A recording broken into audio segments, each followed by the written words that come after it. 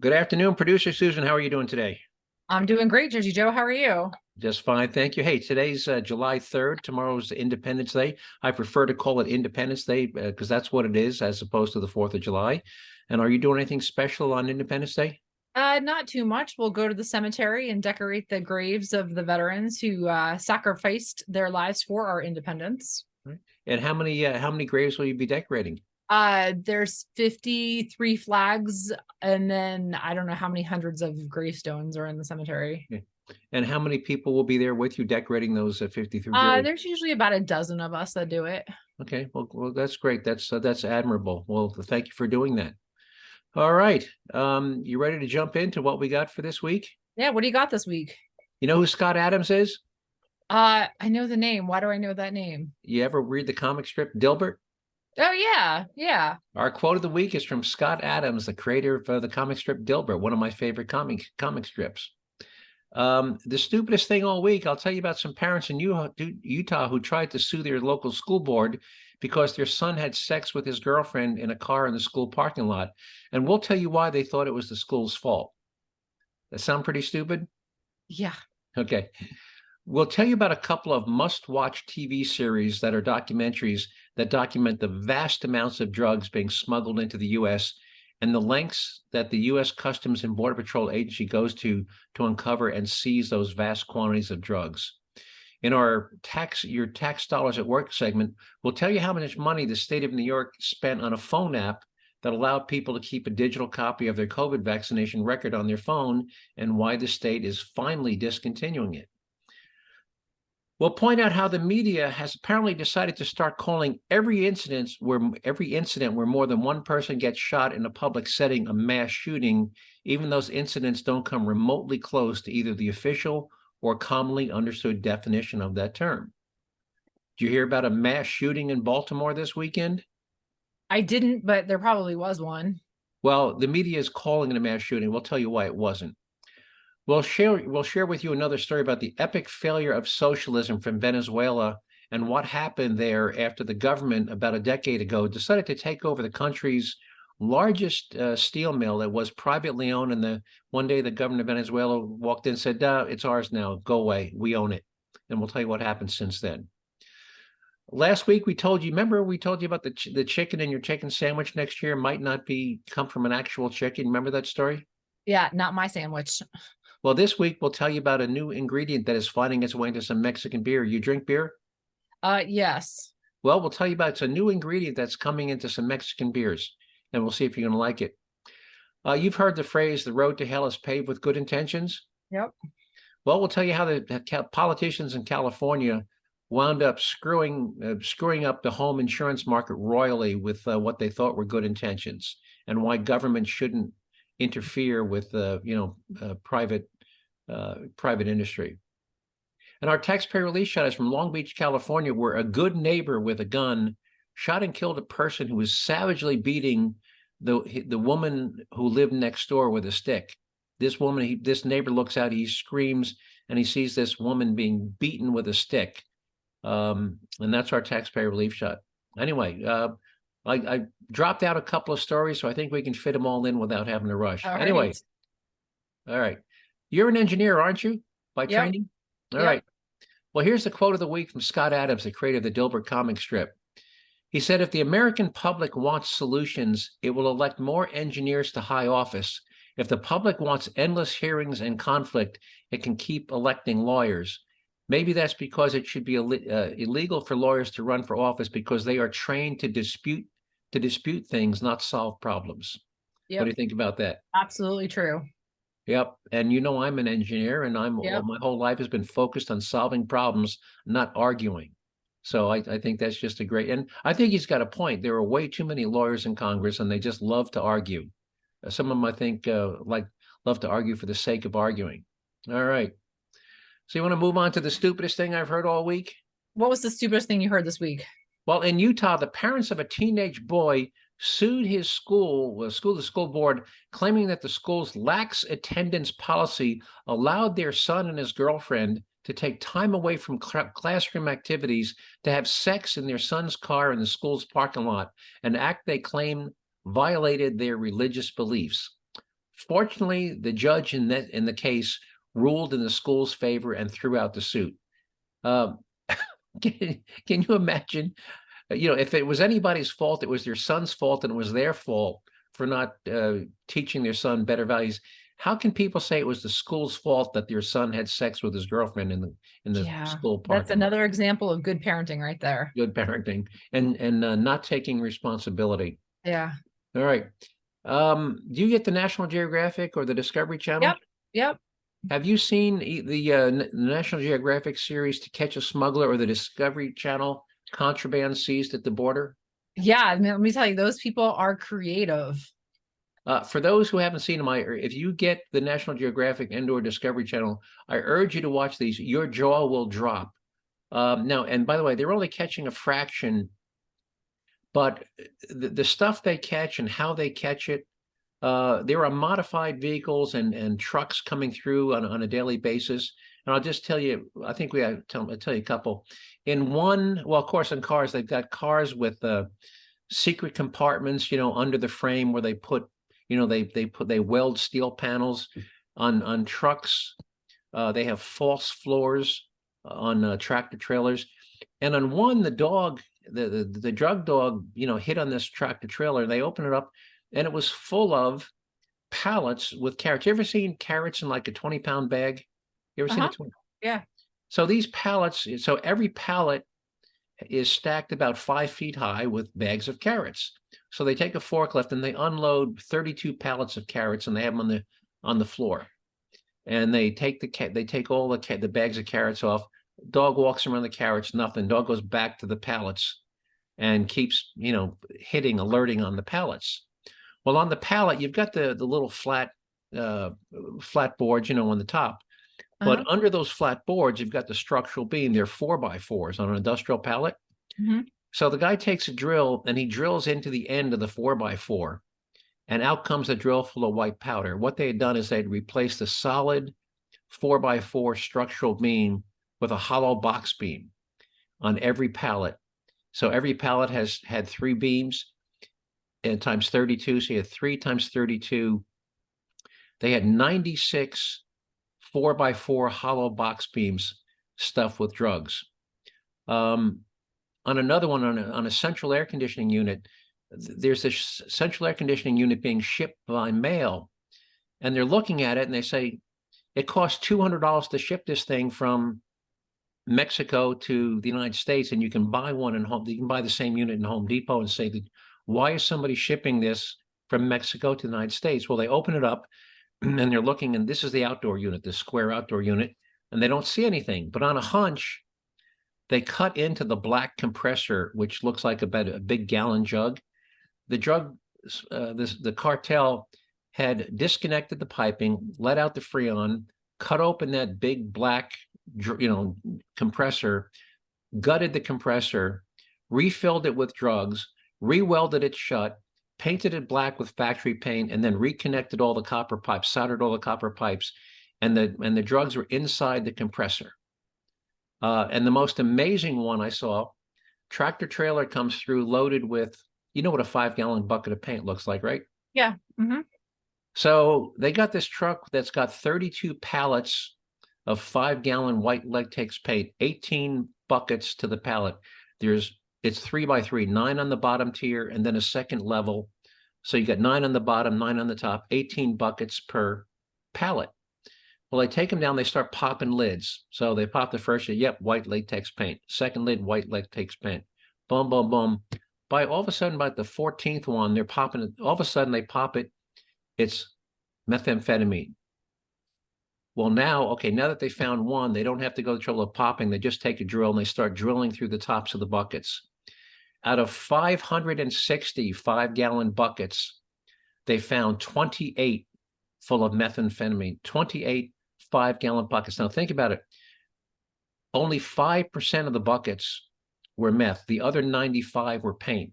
And the cartel probably said, who's going to go through 560 buckets of paint looking for drugs, right? They did, and they found 28 buckets worth $13 million. They also found enough fentanyl inside. You know these votive candles that are 18 inches high and Mhm. 6 inches in diameter? Yeah. They had votive candles, and they x-rayed them. They saw something in the middle of some of them. And when they broke them open, there were sausage-shaped bags of fentanyl pills, enough fentanyl to kill 2 million people inside these votive candles. But just, it's astounding the length these people, I could go on for half an hour.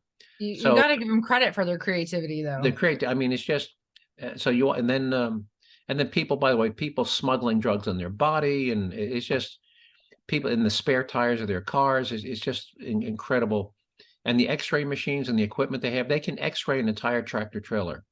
They have a pickup truck with big arms on it that go over the top and along the side. And the guy in the pickup truck who's operating the x-ray, he drives alongside the tractor trailer, and he can x-ray the entire length of the tractor trailer with a mobile x-ray unit. All right. So we all know what an app is, an app, right? Yep. Yep.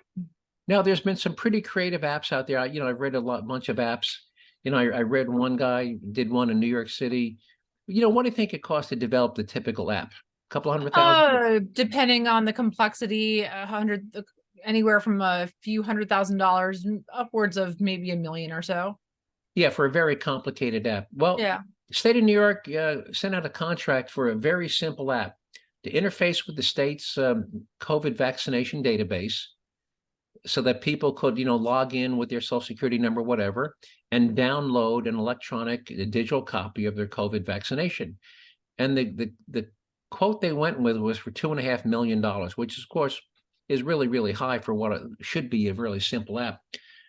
Do you know with change orders what that app eventually wound up costing the state of New York? 3.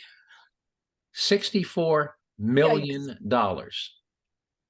That's For an ridiculous. app for you to download a digital copy of your COVID vaccination record.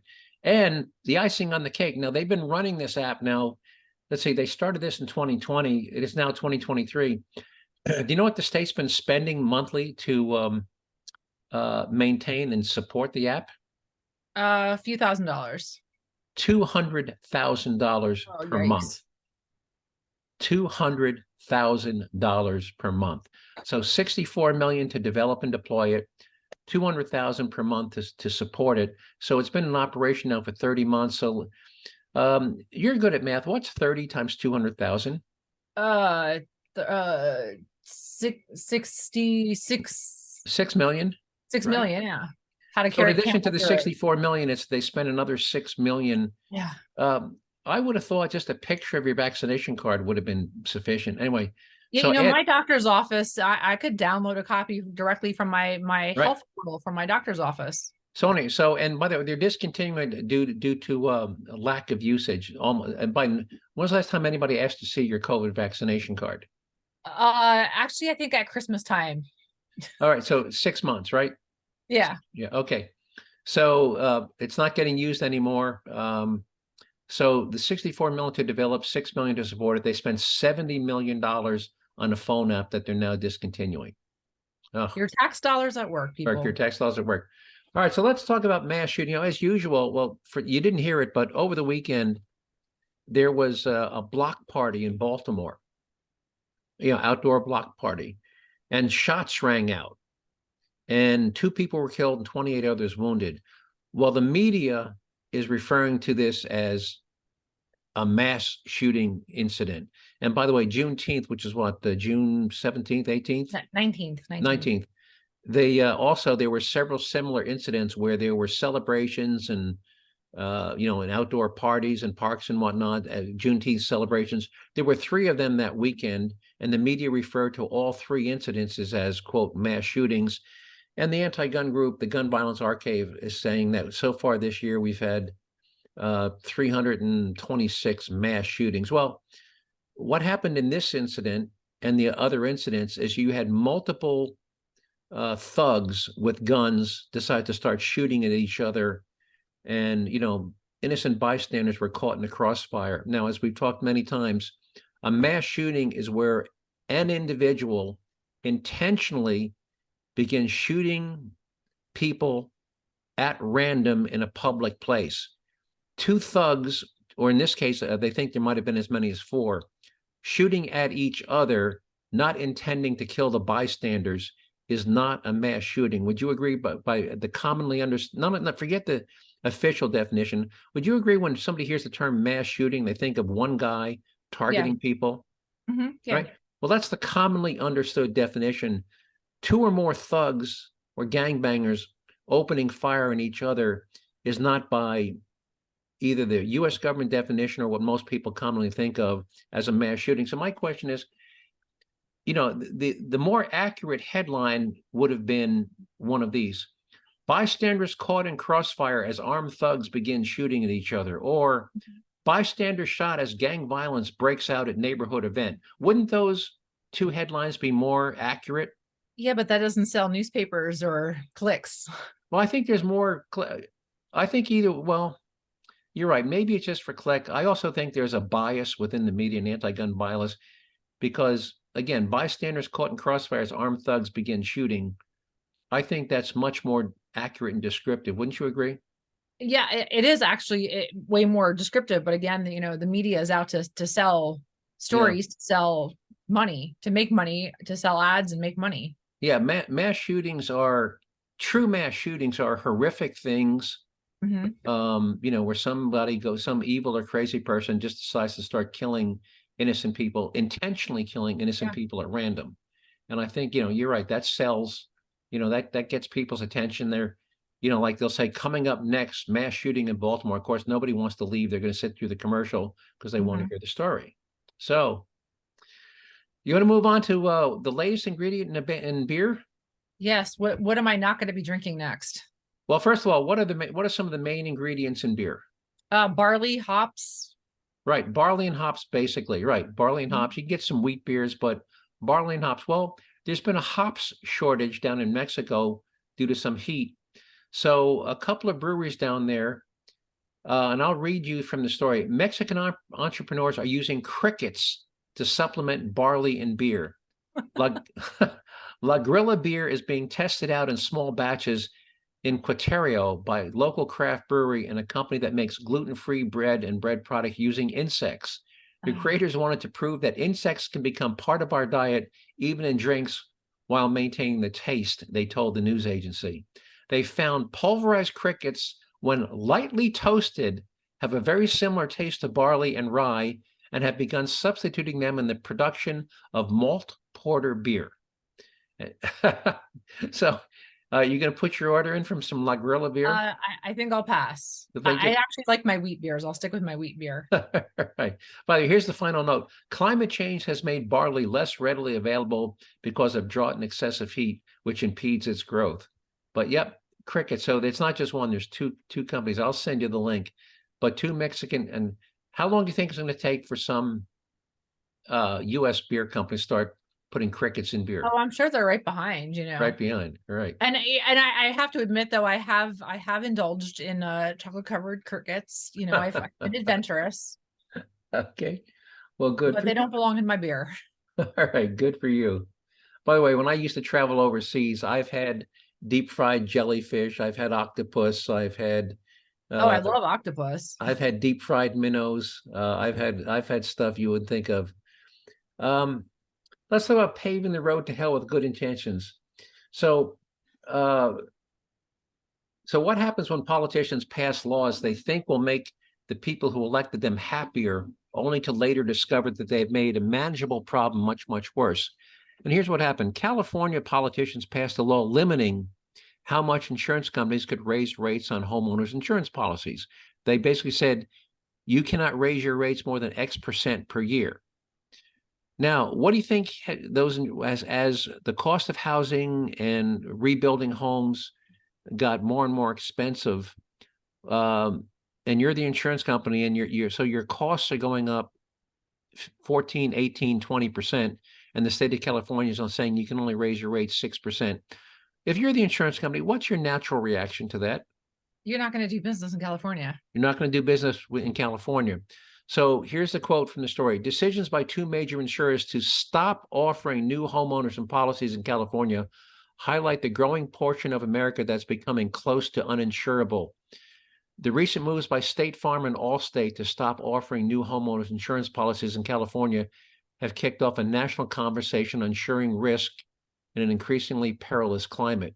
And by it's not just the cost of rebuilding, it's also the frequency. In other words, let's say in a typical year, your statistical analysis says, hey, we're going to lose, I'm going to pick a number, we're going to lose 300 homes to fire. Well, as people build more and more homes into the forest and forest fires become more frequent, lightning, drought, whatever, instead of 300 homes per year, you start losing 700 homes per year. You're going to have to raise your rates because your rates were based on, we're only going to have to pay for 300 homes. Now you're paying for twice that number. Of course, you have to raise your rates.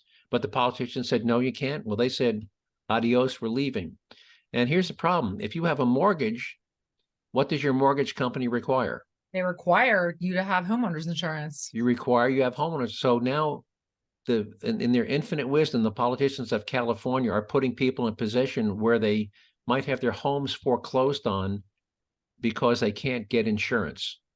So again, in Allstate and State Farm, I mean, those are two of the largest insurance companies in this country. Huge. That's a huge hit. Absolutely huge. So again, politicians trying to meddle in free enterprise and screwing things up. All right. So Venezuela. The model of socialism. Model of socialism. So you remember Hugo Chavez, he's dead now. Mm-hmm. You know what it means when a country nationalizes something, right? Yeah, they take over ownership of it. Right, they take over. They basically kicked the lawful owners out and said, "Get out of here. It's ours now." Well, back in 2008, Cedar was the nation's largest steel producing company, and at that time, they were producing 479,000 tons of steel per month. Keep that number, 479,000 tons of steel per month. That was 15,000 tons per day. By 2012, production had fallen to less than half of that, to down to 200,000 tons per month. 4 years later, it was cut in half again to 100 tons a month. 2 years later, it had fallen to 10,000 tons a month. And you know what it was in 2019 and to this day? You know how much steel they're producing? I'm going to guess about a ton. 1 ton a month. Remember, they went from 479 tons a month to 1 ton a month. They're producing 0.2%. Their output is now 0.2% of what it was when it was privately owned. And for those that need perspective, that's not even enough for a car. Yeah, not even, it'll build one car. You get about 1,000 pounds of steel in one car. That's a great, that's a great way to put it in perspective. By the way, the same thing happened here. The oil industry, Venezuela had one of the richest oil reserves in this hemisphere, and Venezuela nationalized the oil, and because they wouldn't spend the money to keep the rigs running properly, their oil production has fallen off a cliff as well. They did the same thing. Ford Motor Company had a automobile plant down there, and they nationalized the automobile plant. Well, it went fine for the first month or two because Ford was shipping in engines and transmissions from Detroit. And what they were doing in Venezuela, they were assembling them. Well, after they took it over and told Ford to get the hell out, and when they ran out of engines and transmissions, guess what Ford told them? Bye-bye. Go to hell. If you want engines and transmissions, give us our assembly plant back. And to this day, the plant is completely shut down. So that's another. So there's 3 examples: the steel plant, oil production, and Henry Ford is the model of capitalism. Model of capitalism. And again, so far, every major industry they've touched, they've decimated it. Again, steel, oil, automobile manufacturing. All right. We're doing pretty good, right? We're going to have a set a new about record. 10 minutes. All right. Well, we're about to move on to our taxpayer relief shot, so I can now do my long intro for taxpayer relief shot. And again, the reason, for those who haven't heard, we call them taxpayer relief shots because when a thug gets arrested, First thing that happens, he gets a court. None of these thugs have enough money for their own lawyer, so they get a court-appointed attorney, which the taxpayers pay for, and he goes to trial. Maybe there's appeals. And then if he gets sent to prison, depending on the state, it's $75,000, $80,000 a year to keep him in jail. So if you send a thug to jail for 10 years, it's, in the neighborhood of $1 million. So when a good guy or a good woman shoots and kills the thug, it saves the taxpayers the cost of a jury trial and imprisonment, which, by the way, and that imprisonment includes meal, medical. By the way, if you're a prisoner, do you know if you need a kidney transplant, you get one for no charge? If you want a sex change operation, you get one at taxpayer expense. You know that, right? Yep. So medical care, free food, free cable. Free food, free cable, free medical. So here's how the sheriff of Santa Rosa County, Florida feels about it. Here we go. Let me play his little intro here. Somebody's breaking in your house, you're more than welcome to shoot them in Santa Rosa County. We prefer that you do, actually. Hopefully you'll save taxpayers money. And then we have another sheriff not too far away over in Polk County, Florida, a guy named Sheriff Grady Judd. Let's see if I can find Sheriff Grady Judd here, what he has to say about it. He's got two great quotes. Here's the first one. I would highly suggest that if a looter breaks into your home, comes into your home while you're there to steal stuff, that you take your gun and you shoot him.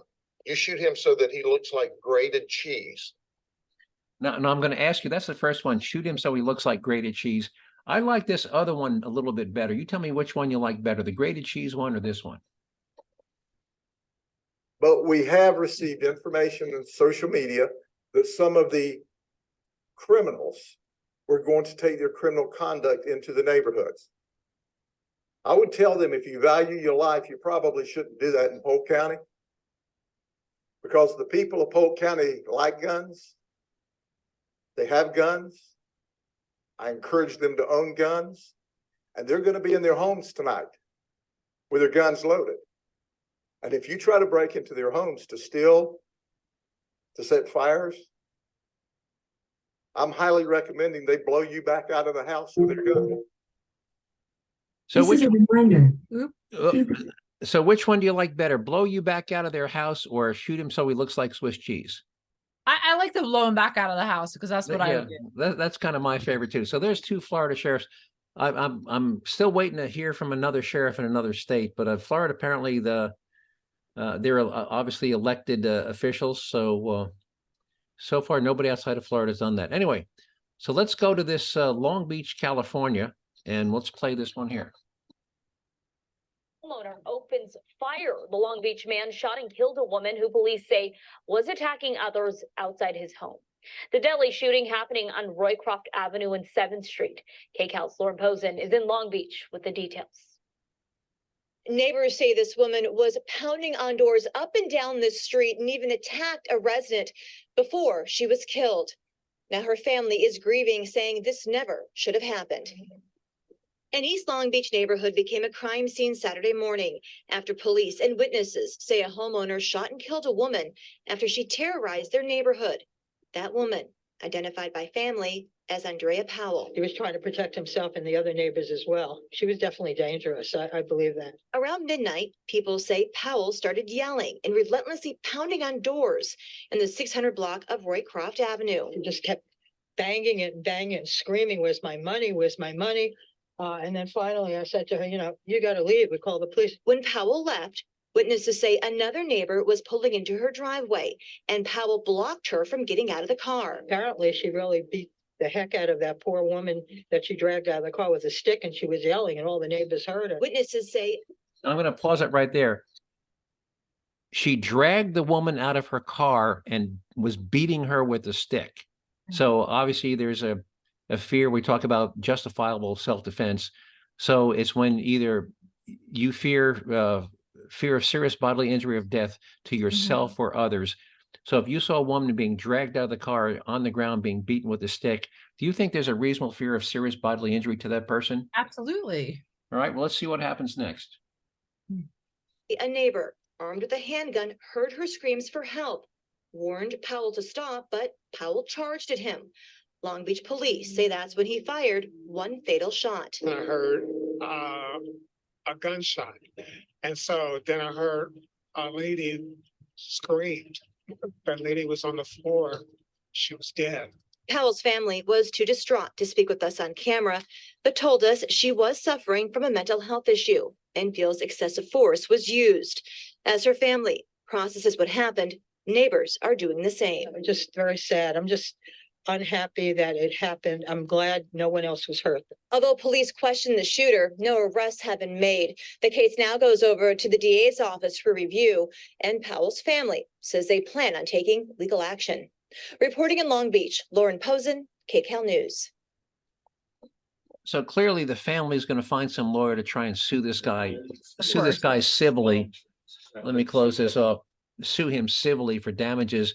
If you were sitting on the jury of that civil trial, would you grant the family of the deceased woman damages? I mean, I'm sure there's more to the story because there always is, but you know, there's always his truth, her truth in the middle. But yeah, I mean, as of right now, yeah, it sounds like it was justified. Well, her truth, she's dead. So there's only Yeah. going to be one side of the story, which is his story and the neighbor's story. And you heard you heard that old Yeah. woman and, you know, Mhm. saying, you know, she was beating the heck out of that old woman was saying, you know, that she was beating the heck out of that poor woman. So, Yeah. you know, she'd be my defense witness. I think the district attorney would be insane to try and prosecute that as a crime because it was clearly justifiable self-defense. And but you never know, politics, you know, sometimes prosecutors want to make examples out of people. Anyway, anything you want to add before we wrap up? Yeah, well, Joe, you may not know because you're not the one who adds all this stuff up to all of our platforms, our podcast platforms, and our website. But we, you know, it's the start of the new fiscal year, July 3rd. Today's the first business day. We have completed another 26 episodes, which in the world of television is another season. So today would be the start of season 3. Oh, fantastic. Well, I didn't know that. Thank you for the heads up.